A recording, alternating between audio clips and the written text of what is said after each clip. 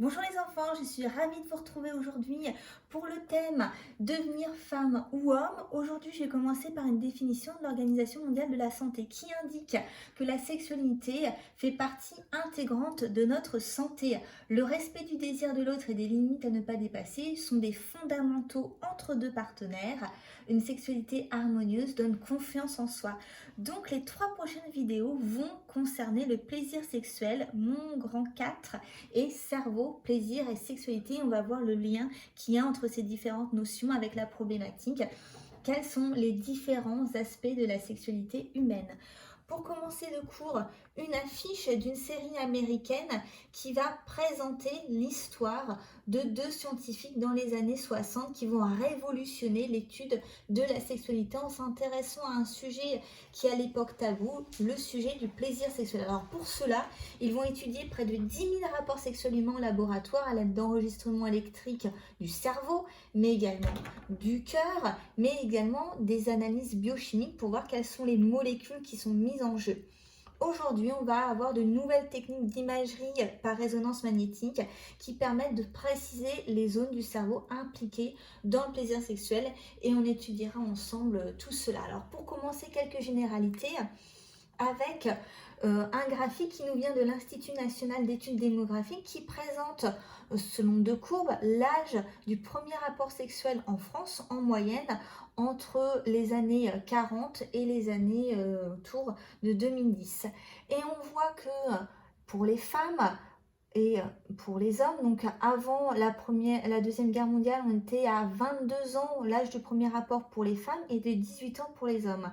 Suite à cette guerre, on va avoir quand même des valeurs qui vont diminuer et qui se stabilisent autour des années 80 pour être à peu près les mêmes qu'à l'heure actuelle. C'est-à-dire que l'âge auquel la moitié des adolescents a déjà eu un rapport sexuel est de 17,4 ans pour les garçons et 17,6 ans pour les filles lorsqu'on les interroge au niveau donc de l'Institut national de prévention et d'éducation pour la santé. En fait, ces valeurs, vous voyez qu'elles sont plutôt constantes depuis toutes ces années.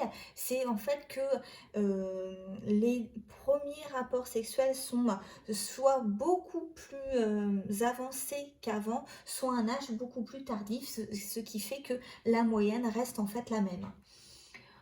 Une deuxième diapo pour vous indiquer comme quoi l'Institut national d'études démographiques ont fait des enquêtes complémentaires et que en fait les hommes et les femmes continuent d'attribuer des significations différentes à la première expérience sexuelle. Alors, les premiers voient plutôt l'initiation comme un apprentissage personnel et ne l'associent pas forcément à l'entrée dans une relation.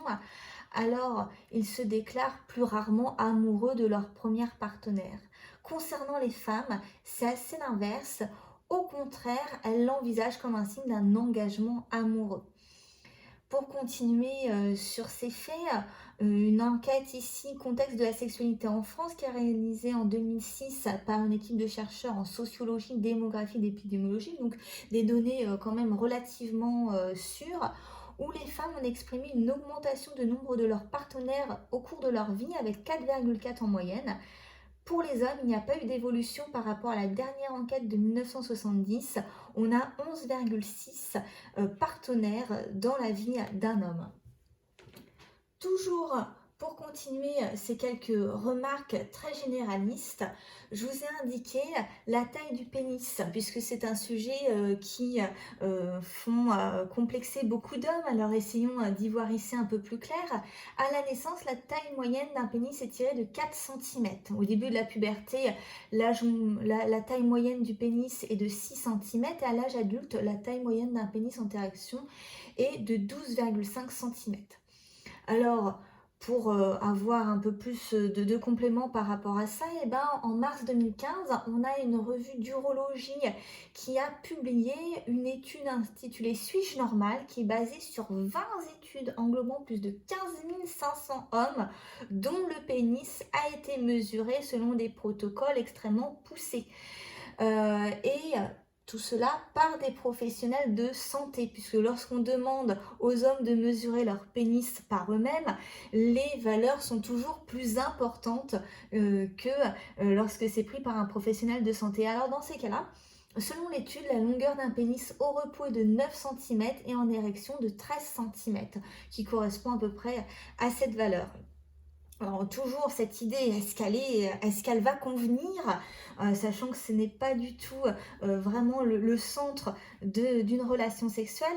Je voulais vous mettre en lien finalement cette donnée-là avec la donnée de la profondeur vaginale. Donc pareil, on a des participantes à une étude et en fait on a mesuré la profondeur du vagin en état non stimulé, on est autour de 7-8 cm et après une excitation sexuelle, grâce à un spéculum qui est mis en place, qui est un appareil gynécologique, et ben, on peut mesurer une profondeur qui va de 11 à 12 cm environ.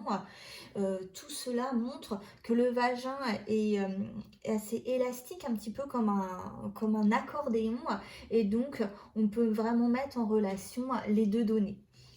Maintenant qu'on a vu ça, eh ben on va essayer de répondre plus spécifiquement à notre question sur le lien entre le cerveau et le plaisir. Alors pour cela, ce que je vous propose, c'est d'étudier une expérience qui a été faite dans les années 50 par Holt et Milner, qui sont deux chercheurs nord-américains. Et on va essayer d'identifier ensemble quelles propriétés du cerveau a été mise en évidence par cette expérience. Alors cette expérience, je vais vous la décrire. Ça a été des recherches sur le cerveau de l'espèce rat. Pour cela, on a implanté des électrodes à différents endroits du cerveau afin de pouvoir les stimuler grâce à un courant électrique. Et après plusieurs essais, on a observé que la stimulation de certaines zones semblait être appréciée par les rats. Alors pour essayer d'en comprendre plus, eh ben, on a fait des études complémentaires où on a des rats qui pouvaient auto-stimuler cette zone. Alors comment on a le rat ici qui a un levier. En appuyant sur le levier, eh ben, on va avoir une activité par un stimulateur qui va envoyer une décharge électrique au niveau d'une zone du cerveau. Donc, on essaye de voir qu'est-ce que cela va avoir un impact sur le rat. Est-ce que vraiment le rat, une fois qu'il va avoir trouvé le levier dans sa cage, va vraiment appuyer sur la décharge et avoir une stimulation électrique? Alors forcément, la première fois, oui, c'est en découvrant cet environnement. Mais on voit que les rats se précipitent sur le levier une fois qu'ils l'ont découvert. Ils pouvaient le presser jusqu'à 100 fois par minute, soit plus d'une fois par seconde, jusqu'à en oublier de s'alimenter, même pour d'autres plaisirs comme par exemple de l'eau sucrée, et en oublier de dormir. Donc, on voit qu'il y aurait vraiment des zones du cerveau qui pourraient activer un plaisir tellement important qu'on oublie les autres éléments importants qui sont indispensables pour la survie. Ce que je vous propose, c'est qu'à partir d'un logiciel, eh ben, on va pouvoir explorer ensemble des images du fonctionnement cérébral, donc les fameuses IRM fonctionnelles. Ça permet de visualiser les zones du cerveau qui sont plus actives dans certaines situations, finalement en voyant le débit sanguin qui augmente. Donc ça veut dire que les cellules ont plus besoin d'oxygène et de glucose et donc qu'elles sont plus activées. On va ici étudier une expérience avec 18 jeunes hommes volontaires qui vont participer à un jeu leur permettant de gagner donc dans l'expérience une somme d'argent ou des images érotiques. Et pendant qu'on leur promet ces gains d'argent ou d'images, eh ben, on va enregistrer l'activité cérébrale à l'aide d'un scanner IRM. Donc ce que je vous demande, on va le faire ensemble, c'est d'utiliser cette méthode pour savoir si, comme Milner et Holtz le pensaient, est-ce qu'il y a une seule zone cérébrale qui est responsable de la sensation éprouvée à la vue d'images provoquant un plaisir, que ce soit le plaisir de gain d'argent ou le plaisir érotique. Donc, je vais vous demander comment fonctionne, je vais vous montrer comment fonctionne ce logiciel. Alors, pour cela, on va attendre qu'il charge. Donc ici, j'ai directement un lien sur Internet et je vais commencer par ouvrir une image anatomique. C'est-à-dire qu'ici, eh ben, je vais avoir le cerveau en différents plans de coupe, donc qui sont notés ici avec différentes couleurs. Alors c'est un petit peu difficile de se repérer. Je vais vous proposer pour cela peut-être quelques activités. Ce que je vous propose, c'est par exemple ici sur la première coupe, eh ben, si je descends, ce que je vais mettre en évidence, donc ce sont les yeux avec ici les nerfs optiques qui vont se prolonger, même si on ne le voit pas, jusque dans le lobe occipital à l'arrière du cerveau.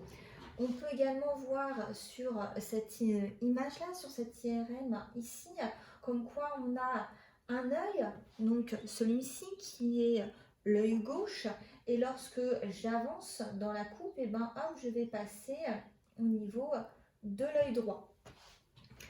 Aussi, la dernière coupe en jaune correspond à un plan d'avant en arrière, donc où si j'avance à ce niveau-là, et ben hop, on les voit bien ici, les yeux. Donc maintenant qu'on est un petit peu plus à l'aise sur le logiciel et les différents plans de coupe, ce que je vais pouvoir mettre par-dessus cette image anatomique qui est indispensable, et ben c'est par-dessus une imagerie fonctionnelle, donc c'est-à-dire de voir quelles sont les zones actives. Puisque si j'ouvre uniquement les images fonctionnelles, je ne vais pas voir le cerveau en fond, et donc je ne vais pas savoir à quelle zone cela correspond. Alors